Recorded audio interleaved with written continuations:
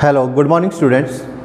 हम बात कर रहे थे फोटोसिंथेसिस के बारे में, यानी कि प्रकाश संश्लेषण के बारे में, जिसके अंतर्गत हमने बात की थी फोटोसिंथेटिक पिगमेंट्स के बारे में। तो इससे हमारा जो प्रीवियस वीडियो था उसके अंदर हमने देखा था कि जो फोटोसिंथेटिक पिगमेंट हैं वो मेनली 3 प्रकार के हैं, जिनमें से एक है क्लोरोफिल, दूसरा है कैरोटीनॉइड्स और तीसरा है फाइकोबिलिन्स। तो इन तीनों फोटोसिंथेटिक पिगमेंट यानी कि जो क्लोरोफिल, कैरोटीनॉइड और फाइकोबिलिन्स हैं, इसमें से हमने हमारा जो प्रीवियस वीडियो था उसके अंदर क्लोरोफिल जो है इसके बारे में डिस्कशन कर दिया था। आज अपने कंटिन्यू करेंगे कैरोटीनॉइड्स और फाइकोबिलिन्स को।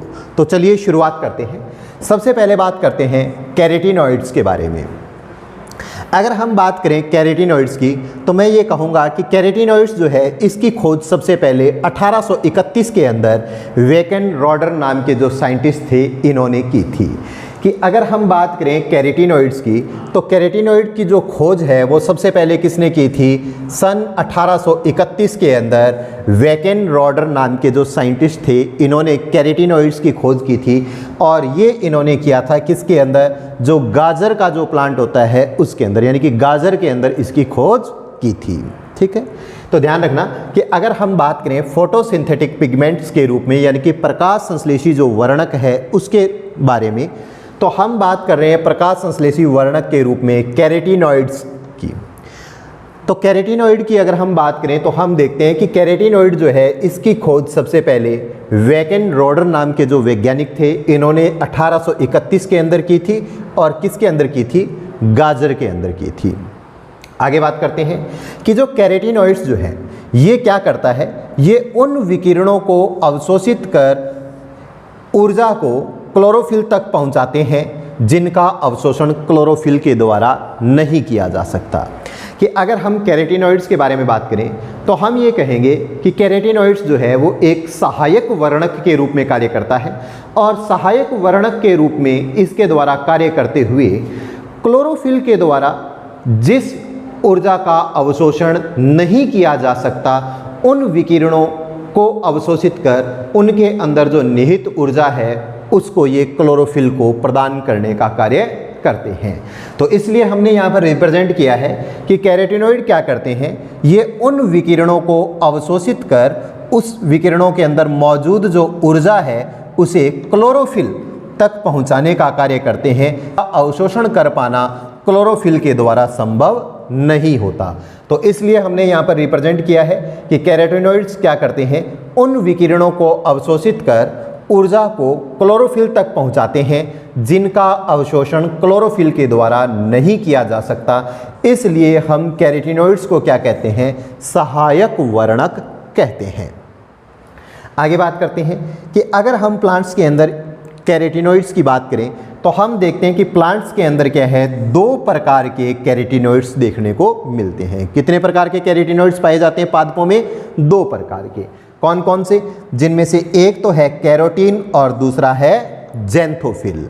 तो हमने देखा कि जो प्लांट्स हैं उनके अंदर कैरोटीनॉइड्स जो हैं वो कितने प्रकार के होते हैं? 2 प्रकार के। कौन कौन से? पहला प्रकार जो है वो तो है कैरोटीन और दूसरा प्रकार है ज़ैंथोफिल। तो अब हम पहले बात करते हैं कैरोटीन की और उसके बाद में बात करेंगे किसकी? ज़ैंथोफिल की।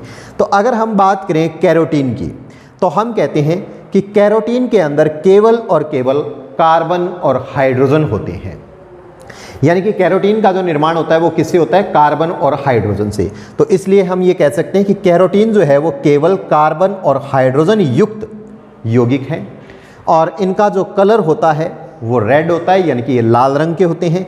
और अगर बात की जाए इनके मूलानुपाती सूत्र की तो इनका मूलानुपाती जो सूत्र होता है वो होता है C40H56, यानी कि कार्बन 40 और हाइड्रोजन 56। ठीक है। और अगर बात की जाए इसके एग्जाम्पल की तो इसके एग्जाम्पल है जैसे कि लाइकोपीन, अल्फा कैरोटीन और बीटा कैरोटीन आदि। तो देखो स्टूडेंट्स, हम बात कर रहे हैं फोटोसिंथेटिक पिगमेंट्स के बारे में। अगर हम बात करें फोटोसिंथेटिक पिगमेंट्स की तो हम देखते हैं कि ये मुख्य रूप से 3 प्रकार हैं इसके, जिनमें से पहला प्रकार है क्लोरोफिल, जिसके बारे में हम हमारे प्रीवियस वीडियो के अंदर डिटेल के अंदर डिस्कस कर चुके हैं। दूसरा प्रकार है कैरोटीनॉइड्स और तीसरा प्रकार है फाइकोबिलिन्स। आज अपने पहले बात करने जा रहे हैं कैरोटीनॉइड्स की। तो अगर हम बात करें कैरोटीनॉइड्स की, तो इसकी खोज किसने की थी? वैकेन रोडर ने 1831 के अंदर। किसमें? गाजर के अंदर। और इसका मेन फंक्शन क्या है? ये उन विकिरणों को अवशोषित कर ऊर्जा को क्लोरोफिल तक पहुंचाते हैं जिनका अवशोषण क्लोरोफिल द्वारा नहीं किया जा सकता। तो इसलिए हम ये कह सकते हैं कि कैरोटीनॉइड्स किसके रूप में कार्य करते हैं? सहायक वर्णकों के रूप में कार्य करते हैं। पादपों के अंदर हम देखते हैं कि 2 प्रकार के कैरोटीनॉइड्स पाए जाते हैं। कितने प्रकार के? 2 प्रकार के। कौन कौन से हैं? एक तो है कैरोटीन और दूसरा क्या है? ज़ैंथोफिल। अगर बात की जाए कैरोटीन की, तो कैरोटीन जो है वो केवल कार्बन और हाइड्रोजन युक्त यौगिक है, जिसका मूलानुपाती सूत्र जो है वो C40 और H56 होता है। और इस मूलानुपाती सूत्र के अंदर आप देख भी सकते हो कि इसके अंदर क्या है? केवल कार्बन और हाइड्रोजन है। तो इसलिए हम ये कहते हैं कि कैरोटीन जो है वो केवल कार्बन और हाइड्रोजन युक्त यौगिक होते हैं। और अगर बात की जाए इनके कलर की, तो ये रेड कलर के होते हैं। कौन से रंग के? लाल रंग के। अगर बात करें इनके एग्जाम्पल की, तो कैरोटीन के एग्जाम्पल के रूप में हमें देखने को मिलता है लाइकोपीन, अल्फा कैरोटीन और बीटा कैरोटीन आदि। अब इसके बाद में बात करते हैं हम कैरोटीनॉइड्स के दूसरे प्रकार के बारे में, और वो क्या है? ज़ैंथोफिल है। तो ये हम बात कर रहे हैं किसके बारे में? ज़ैंथोफिल के बारे में। तो अगर हम बात करें ज़ैंथोफिल की, तो ज़ैंथोफिल को कैरोटीनॉल्स के नाम से भी जाना जाता है। तो ज़ैंथोफिल का एक और नाम क्या है? कैरोटीनॉल्स। तो ज़ैंथोफिल जो है, इसकी संरचना के बारे में अगर हम बात करें, तो हम देखते हैं कि इसके अंदर कैरोटीन की भांति कार्बन और हाइड्रोजन तो पाया ही जाता है, लेकिन इसके साथ साथ इसके अंदर ऑक्सीजन जो है वो भी क्या होता है? उपस्थित होता है। तो इसलिए हम ये कहते हैं कि ज़ैंथोफिल जो है, इसके अंदर क्या है? कार्बन और हाइड्रोजन के साथ क्या है? ऑक्सीजन भी उपस्थित होता है। और अगर बात की जाए इसके मूलानुपाती सूत्र की, तो इसका मूलानुपाती सूत्र होता है C40 H56 और O2। यानी कि जो कैरोटीन था, इसका जो मूलानुपाती सूत्र था वो तो आएगा ही आएगा, और इसके साथ में क्या आ जाएगा? एक O2 जो है वो और आ जाएगा। तो ये किसके अंदर कन्वर्ट हो जाएगा? ज़ैंथोफिल के अंदर।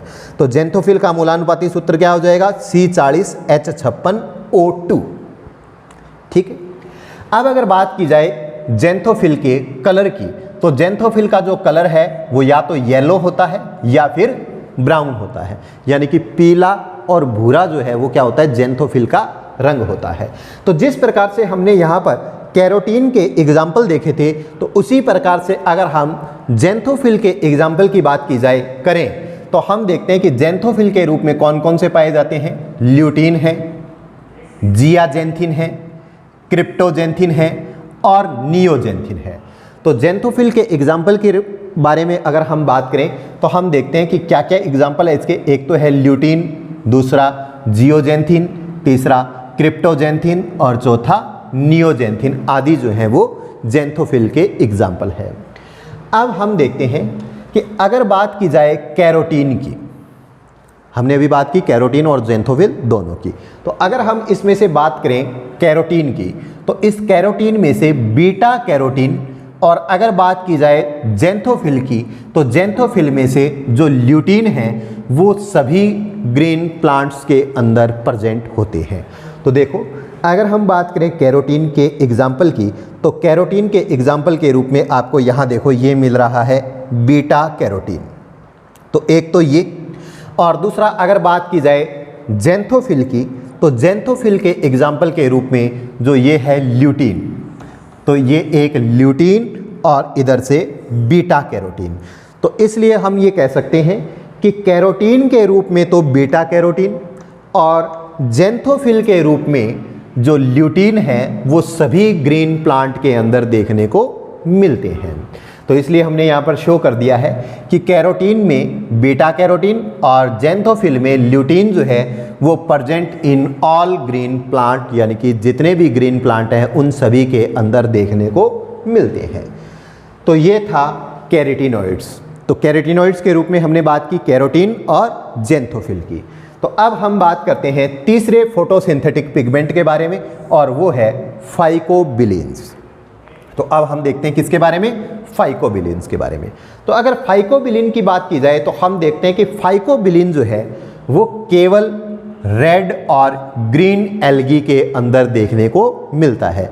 अगर आपने एल्गी यानी कि शैवालों के बारे में पढ़ा हो तो आपने अगर उसके वर्गीकरण को ध्यान से देखा हो तो आपने देखा होगा कि शैवाल के अंदर जो है वो क्लोरोफाइसी, फियोफाइसी और रोडोफाइसी जो हैं वो आते हैं, जिन्हें क्रमशः हम हरे शैवाल, लाल शैवाल या भूरे शैवाल कहते हैं। तो इनमें से जो रेड एल्गी यानी कि लाल शैवाल और ग्रीन एल्गी यानी कि जो हरे शैवाल है, उनके अंदर हमें फोटोसिंथेटिक पिगमेंट के रूप में क्या देखने को मिलते हैं, फाइकोबिलिन्स देखने को मिलते हैं। तो अब अगर फाइकोबिलिन की बात की जाए तो हम देखते हैं कि जिस प्रकार से कैरोटीनॉइड्स जो हैं वो दो प्रकार के थे, कैरोटीन और ज़ैंथोफिल, उसी प्रकार से जो फाइकोबिलिन है इसके भी दो प्रकार देखने को मिलते हैं, जिन्हें हम नाम देते हैं फाइकोइरिथ्रिन और फाइकोसाइनिन। इनमें से फाइकोइरिथ्रिन जो है वो रेड कलर का होता है और फाइकोसाइनिन जो है वो ब्लू कलर का होता है। तो टू टाइप मिलेंगे फाइकोबिलिन्स के, कौन कौन से, एक तो है फाइकोइरिथ्रिन और दूसरा है फाइकोसाइनिन। फाइकोइरिथ्रिन, इरिथ्रिन जो है वो रेड कलर के लिए आता है और साइनिन वर्ड जो है वो ब्लू कलर को रिप्रेजेंट कर रहा है। तो अगर बात की जाए फाइकोइरिथ्रिन की, तो जैसा कि नाम से पता चल रहा है इरिथ्रिन यानी कि ये किस कलर का पिगमेंट होगा, रेड कलर का। तो इसलिए आगे हमने शो कर दिया है कि ये रेड कलर्ड पिगमेंट है, यानी कि लाल रंग का वर्णक है।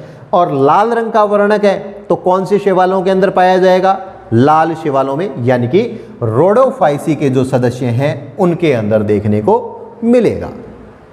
अब दूसरा जो फाइकोबिलिन्स हैं वो कौन सा है, फाइकोसाइनिन।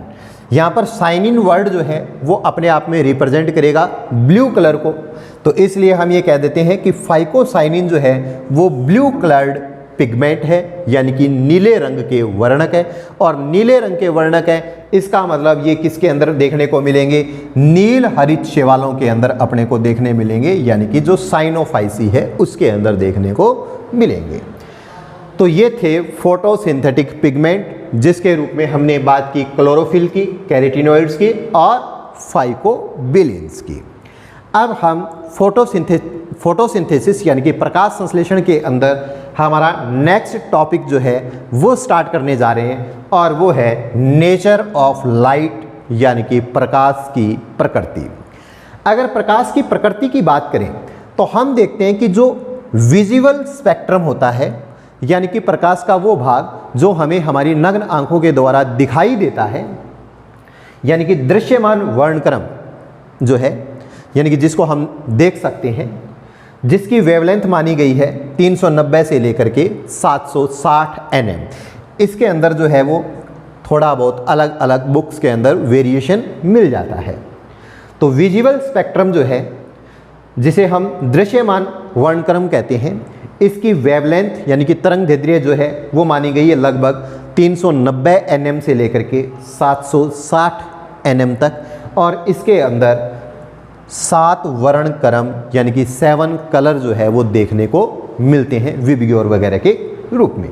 तो 7 कलर देखने को मिलते हैं, जिसमें से जो लाल रंग का जो वर्णक्रम होता है, रेड कलर का जो प्रकाश है, लाल रंग का जो वर्णक्रम है उसकी वेवलेंथ मानी गई है 660 nm से 780 nm तक, और जो वॉयलेट कलर का जो वर्णक्रम है उसकी वेवलेंथ मानी गई है 390 से लेकर के 430 nm यानी कि नैनोमीटर। तो इसके बीच का जो ये एरिया आएगा वो किसके अंदर आएगा, विजुअल स्पेक्ट्रम के अंदर आएगा। लेकिन अगर हम बात करें जो रेड कलर का वर्णक्रम है, लाल रंग का जो प्रकाश है, इससे ऊपर की तरंग दैर्ध्य के बारे में, इससे ऊपर की तरंग दैर्ध्य या वेवलेंथ के बारे में बात करें तो उस प्रकाश को नाम दिया जाता है अवरक्त यानी कि इंफ्रारेड, यानी कि रेड से ऊपर का।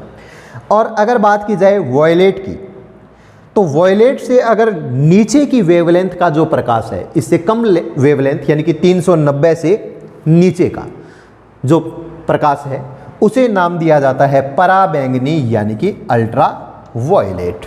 तो ये थी प्रकाश की नेचर, ठीक है, जिसके अंदर हमने बात की विजुअल स्पेक्ट्रम की, जिसके अंदर हमने देखा कि इसकी वेवलेंथ जो है वो 390 से लेकर के 760 nm के लगभग होती है और इसमें 7 कलर जो है वो पाए जाते हैं, जिनमें से सबसे ज़्यादा जो वेवलेंथ है वो होती है रेड कलर की, जो मानी गई है 660 से लेकर के 780 nm तक, और सबसे कम वेवलेंथ जो होती है दृश्य प्रकाश के अंदर वो मानी गई है वॉयलेट की, जो है 390 से लेकर के 430 nm तक होती है। अगर हम जाते हैं रेड कलर के प्रकाश से ऊपर के वर्णक्रम में, यानी कि 780 nm जो है इससे ऊपर की जो तरंग दैर्ध्य है उसके ऊपर जाते हैं तो उसे नाम दिया जाता है अवरक्त या इंफ्रारेड। और अगर हम वॉयलेट जो है इससे नीचे जाते हैं, यानी कि 390 से नीचे की वेवलेंथ के प्रकाश के बारे में बात करें तो उसे नाम दिया जाता है पराबैंगनी यानी कि अल्ट्रा वॉयलेट।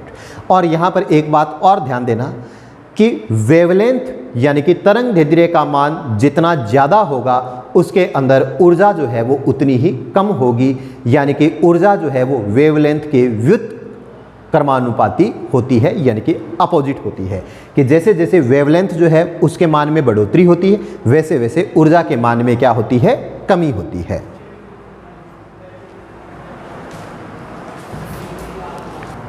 हम बात कर रहे थे नेचर ऑफ लाइट यानी कि प्रकाश की प्रकृति के बारे में बात कर रहे थे, जिसके अंतर्गत मैंने आपको बताया विजुअल स्पेक्ट्रम यानी कि दृश्य प्रकाश के बारे में, और इसके अंदर हमने बात की रेड कलर और जो वॉयलेट कलर है उसके बारे में, और साथ में हमने बात की इंफ्रारेड और पराबैंगनी के बारे में।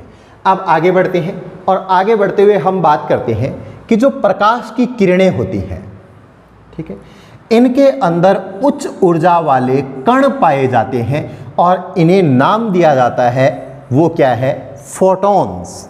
ठीक है, कि हम देखते हैं कि जो प्रकाश की किरणें होती हैं, जो प्रकाश की किरणें हैं उनके अंदर क्या है, उच्च ऊर्जा वाले कण पाए जाते हैं, यानी कि एनर्जी के जो पैकेट्स हैं वो प्रेजेंट होते हैं और इन्हें एक नाम दिया जाता है और वो नाम है फोटॉन।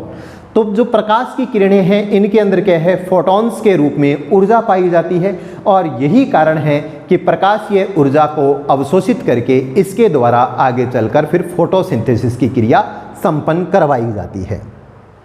तो हमने अभी देखा कि जो प्रकाश की किरणें हैं इनके अंदर उच्च ऊर्जा वाले कण पाए जाते हैं और इन्हीं कणों के लिए शब्द जो काम में लिया जाता है वो काम में क्या लिया जाता है, फोटॉन।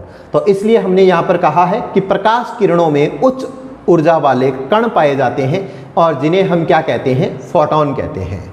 अब आगे हमने बात की है कि फोटॉन के अंदर निहित जो ऊर्जा होती है, यानी कि फोटॉन क्या है, एनर्जी का एक पैकेट है जो कहाँ पाया जाता है, प्रकाश किरणों के अंदर। तो अब अगर इस एनर्जी के एक पैकेट यानी कि जो फोटॉन है उसके अंदर मौजूद ऊर्जा के बारे में अगर हम बात करें तो उस ऊर्जा के लिए एक टर्म यूज में ली जाती है और वो क्या है, क्वांटम है। तो देखो इसको हम इस प्रकार से समझ सकते हैं कि जो प्रकाश की किरणें हैं जो सूर्य से आ रही है, उन प्रकाश की किरणों के अंदर क्या है, ऊर्जा के कण मौजूद हैं और उन कणों को क्या कहा गया है, फोटॉन कहा गया है। और उन फोटॉन के अंदर जो मौजूद ऊर्जा है, जो एनर्जी है, वो क्या कहलाएगी, वो कहलाएगी क्वांटम। ठीक है, तो हमने अभी दो शब्दों के बारे में बात की, एक तो फोटॉन और दूसरा क्या है, क्वांटम। फोटॉन का मतलब प्रकाश की किरणों के अंदर मौजूद ऊर्जा के कण हैं और इन कणों के अंदर मौजूद जो ऊर्जा है वो ऊर्जा क्या कहलाएगी, क्वांटम। आगे बात करते हैं, आगे हम देखते हैं फोटोसिंथेसिस की क्वांटम आवश्यकता, यानी कि फोटोसिंथेसिस की जो क्वांटम आवश्यकता है वो क्या है। तो देखो अगर हम फोटोसिंथेसिस की क्वांटम आवश्यकता को रिप्रेजेंट करें तो हम ये कहेंगे कि कार्बन डाइऑक्साइड के एक अणु, इसको गौर से देखना कि कार्बन डाइऑक्साइड के कितने अणु, एक अणु के अपचयन के लिए आवश्यक जो फोटॉन है उसे क्या कहा जाता है, फोटोसिंथेसिस की क्वांटम आवश्यकता कहा जाता है। तो देखो अगर हम फोटोसिंथेसिस की इक्वेशन को लिखें तो हम देखते हैं 6CO2 प्लस 12H2O और क्लोरोफिल के द्वारा सनलाइट जो है इसको अवशोषित किया जाएगा और इस सनलाइट के अंदर मौजूद जो ऊर्जा है इसकी सहायता से इस कार्बन डाइऑक्साइड और जल में आपस में क्रिया करवाकर ग्लूकोज कार्बोहाइड्रेट के रूप में C6H12O6 प्लस 6H2O और प्लस 6O2 की फॉर्मेशन की जाती है। ये है फोटोसिंथेसिस की क्रिया। ठीक है, तो यहाँ पर ये फोटोसिंथेसिस की जो क्वांटम आवश्यकता है ये क्या कह रही है, ये कह रही है कि CO2 के एक अणु, यहाँ पर हम देख रहे हैं CO2 के 6 अणु जो हैं वो अपचयित होकर किसका निर्माण कर रहे हैं, ग्लूकोज के एक अणु का निर्माण कर रहे हैं। ठीक है, लेकिन अगर बात की जाए CO2 के केवल एक अणु के अपचयन की, यहां पर तो कितने हो रहे हैं 6, लेकिन अगर हम बात करें CO2 के क्या केवल एक अणु यानी कि ओनली CO2, ठीक है, कि CO2 के केवल एक अणु को अपचयित करने के लिए जो आवश्यक फोटोन है, ठीक है, उनको क्या कहेंगे, फोटोसिंथेसिस की क्वांटम आवश्यकता कहेंगे। और इसका मान लगभग कितना होता है, 8 फोटोन होता है। तो इसका मतलब ये होगा कि यहाँ पर CO2 के एक अणु को अपचयित करने के लिए कितने फोटोन की जरूरत पड़ेगी, 8 फोटोन की जरूरत पड़ेगी। और ये क्या कहलाएगी, फोटोसिंथेसिस की क्वांटम आवश्यकता कहलाएगी। तो देखो फोटोसिंथेसिस की क्वांटम आवश्यकता क्या है, CO2 के एक अणु के अपचयन हेतु आवश्यक फोटोन, और इसका मान लगभग कितना होता है, 8 फोटोन के बराबर होता है, 8 फोटोन के बराबर। आगे एक टर्म और आई है और वो क्या है, क्वांटम यील्ड या क्वांटम उत्पादन या क्वांटम लब्धि। तो इसके बारे में अगर हम बात करें तो हम कहते हैं कि व्यय होने वाले प्रत्येक क्वांटम का मतलब यहां पर क्या है, एक क्वांटम से या एक फोटोन से मुक्त ऑक्सीजन अणुओं की संख्या क्या कहलाएगी, क्वांटम यील्ड कहलाएगी।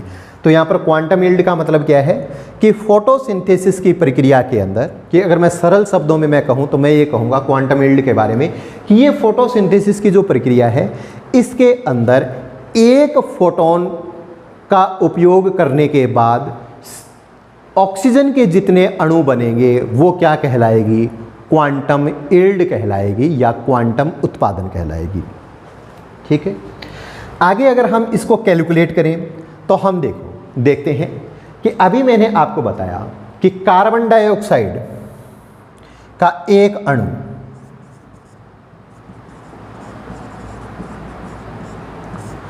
अणु जो है इसका अगर अपचयन किया जाए या रिडक्शन किया जाए तो इसके लिए हमें कितने चाहिए, 8 फोटोन चाहिए। ठीक है, और अगर आप इसको गौर से देखो तो आप देखोगे कि यहां पर जितने CO2 का अपचयन हो रहा है उतने ही क्या बन रहे हैं, ऑक्सीजन।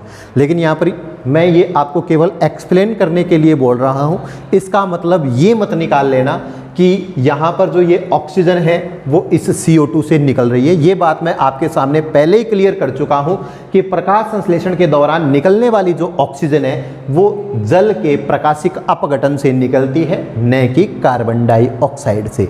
मैं केवल आपको यहाँ पर इतना एक्सप्लेन कर रहा हूँ कि अगर हम फोटोसिंथेसिस की इक्वेशन को देखें तो हम देखते हैं कि यहाँ पर जितने कार्बन डाइऑक्साइड के अणुओं का अपचयन होता है उतने ही क्या बनते हैं, ऑक्सीजन बनते हैं।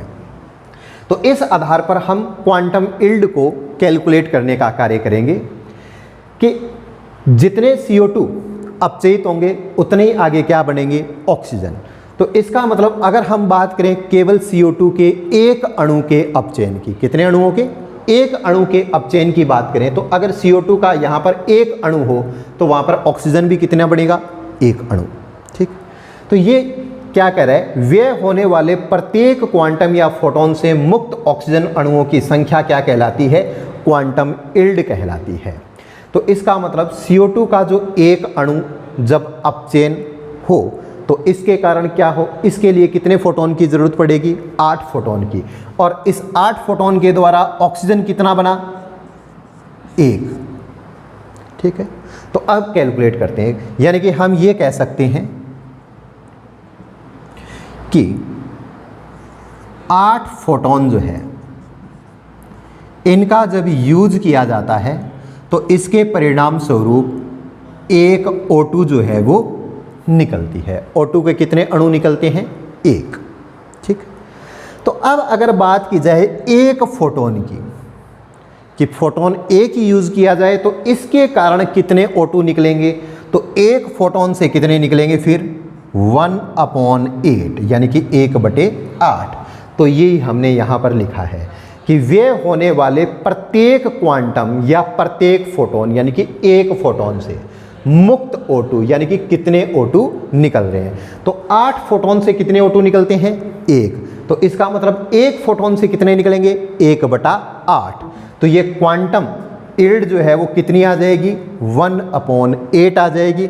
और इसे अगर हम कैलकुलेट करें तो ये लगभग आएगी 0.12। और अगर हम इसको परसेंट के अंदर कन्वर्ट करें यानी कि इसको 100 से मल्टीप्लाई कर दें तो ये कितना आ जाएगा, 12% के लगभग आ जाएगा। तो इसका मतलब क्वांटम यील्ड जो है या क्वांटम उत्पादन जो है वो कितना होता है, 12% या 0.12।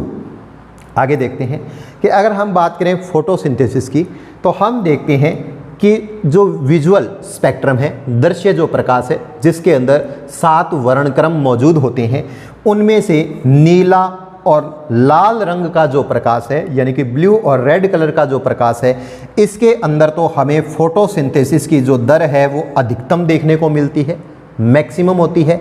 और अगर बात की जाए हरे रंग के प्रकाश की यानी कि ग्रीन लाइट जो है, इसके अंदर अगर हम प्रकाश संश्लेषण की बात करें तो हम देखते हैं कि इसके अंदर प्रकाश संश्लेषण की दर जो है वो क्या होती है, 0 होती है, 0 होती है। ठीक है, तो ये था नेचर ऑफ लाइट के बारे में।